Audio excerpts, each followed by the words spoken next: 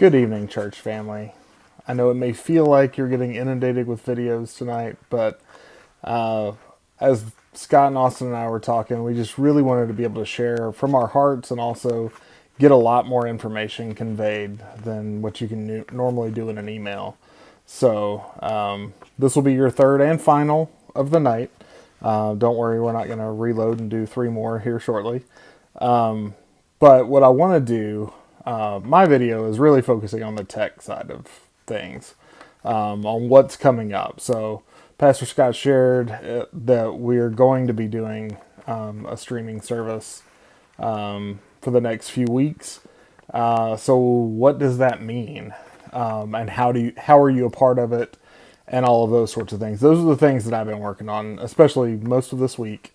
I've been spending a lot of time trying to figure out how to put all of this together because it's new territory. And as much as I like technology, I can't say that I have ever dabbled into this before this. So it's been a learning experience, but I'm really encouraged with what we've been able to do, how far it's coming, and I think it's going to be, a blessing. It's interesting that as I've been working on this, I've really been encouraged at what all is possible and what I think God can do through this. I think it can really make long-term impacts, and also hopefully in the short term can be a blessing for everybody. So I'm going to run through probably a decent bit of information, but don't think you have to sit there and write it all down. There's going to be links in the video below, or below the video, not in the video below.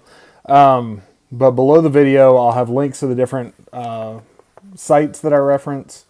And also, if I have links already on the Claycomo Baptist Church website at claybap.org. There's an online CBC online ministry page, and it has a lot of the links, but I do want to talk it through with you so that you have an idea really what we're talking about. So this Sunday, we will, in essence, have a service. It'll just be focused on you through the cameras. So we've chosen YouTube because it's the easiest platform for everybody to be able to get to. And it's been a good experience practicing getting things uploaded. So we have a we have a channel is what they call it, on YouTube, CBC Online. There's a link below this video, that you can just click on it and it'll take you right there. I'd recommend subscribing, and there's a little bell. You can click on that. It'll notify you whenever we're posting new videos, things of that nature. But at the very least, just find this and you can click on the link and you'll be able to get to our channel, which will be where it's streamed. You don't have to have a YouTube account. You don't have to log in. You don't have to do anything like that. That's one of the reasons that we chose it. And so just follow that link. Also, we would like as many people as you can to be a part of it at 11. There's something about knowing that you're doing something communal together that's a blessing.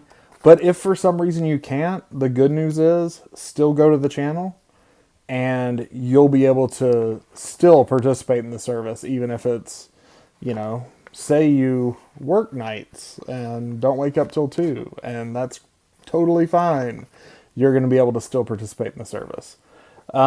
We do want to know if there are people that within our community that don't have the ability to get on YouTube. We should be able to produce DVDs of it. So as long as they have a DVD player, they'll be able to watch and listen and participate in the service that way.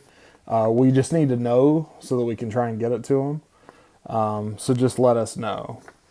So that's what we're talking for Sunday. But Sunday is not the extent of everything that we're planning on or we're working on. We haven't worked out details on specific if we're doing other live events or if we're going to just record some things and upload.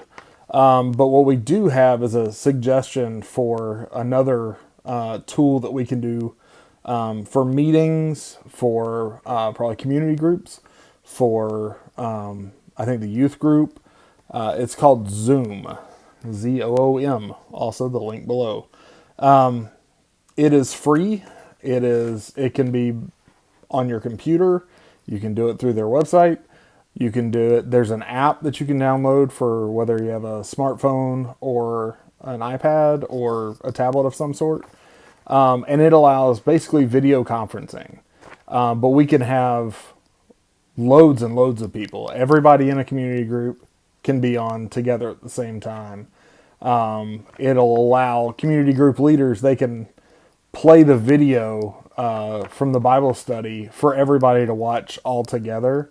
And then when that's done, then you can have the conversations that way. We heard a story of a youth pastor who was doing a scavenger hunt.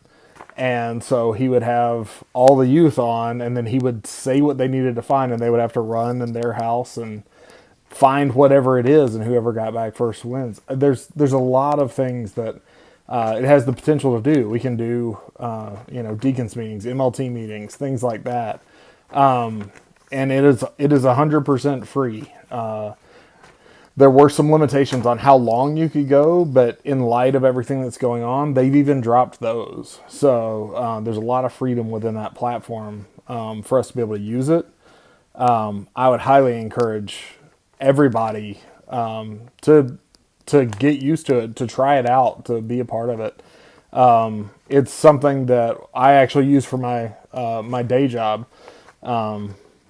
And it's how we do all of our meetings right now while we're all remote. And it works fantastic. And I would definitely encourage everybody to try it out. And, it may open doors. Like maybe you haven't been able, maybe it's too late to go to a community group, or because you don't want to drive back in the dark, or you just haven't had the opportunity to. I'd try them out as these guys figure it out and we start get going. With those on Zoom, it's a great opportunity, I think.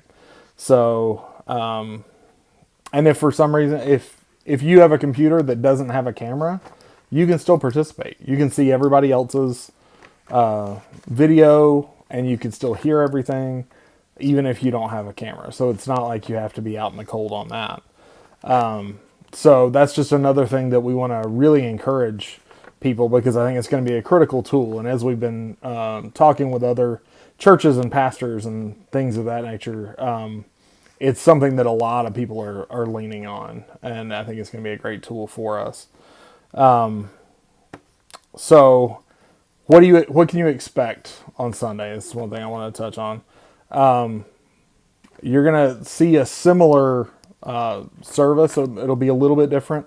The first couple weeks, as we are getting started, and also while the restrictions have definitively been laid up into April, we're going to be using worship that's online. So it'll all be in the same place. It'll be in the same live stream, but we'll be using existing videos to help. Treat it like you're singing along in the car and just worship Him. Once we get past that, our hopes, especially getting toward Easter, is that we'll be able to switch over and have a limited worship team and be able to worship with you that way. So we're still working on everything and how it's all going to work, but that's kind of our game plan for that. Also, be patient with us. I started looking into how to pull this off last Sunday evening. And so there's a lot of this that we're learning on the fly. We're going to be trying new things. I'm sure there's going to be hiccups, and there's going to be things that we can improve on and that we will improve on. Give us grace. I look forward to us being able to worship together and be able to have these services still, even if it's going to be a strange setup initially, but I think it can be a blessing. I think it's another way we can encourage others to join in and check us out. Without having to leave or plan around it, people can see, and these will be opportunities that maybe our footprint can go just a little bit further than it has. ultimately, this is a trying time, but I'm really excited about what I think God can do through this. One of the challenges I think we have in this world right now is that we can be really, really siloed and just worried about ourselves. And the funny thing is that now that we're all siloed, there's a lot more focus on reaching out and interacting and caring for one another. And I think this could be a real blessing. I think it's one of those things that, when you've looked at the church through the years, when trials come, when struggles come, those are the times that the church thrives. And I truly believe that this can be an opportunity for Claycomo not to just limp by, but I think we can thrive and grow and just see God at work. So I just want to encourage you all with that, because I do think that, as strange and odd as it is, I think this could be a blessing in the long run with what God's going to do through us. So take that encouragement. Hope you all have a great night. We're going to continue. I think Scott mentioned it earlier. We're going to be more present with more posts and more interactions and things like that on the various channels online, just to encourage you. Make sure you're reaching out. Make sure if you need something, you need prayer, make sure we all know, and so we can be there for each other and take care of each other. And if there's needs, remember, if you need some from the store, Austin is quarterbacking that effort. Just let's be intentional about taking care of one another, and don't miss out on the opportunity to see what God's really going to do. So God bless, and we will see you in the coming days. And it's all in Christ alone, because he is where our hope is found.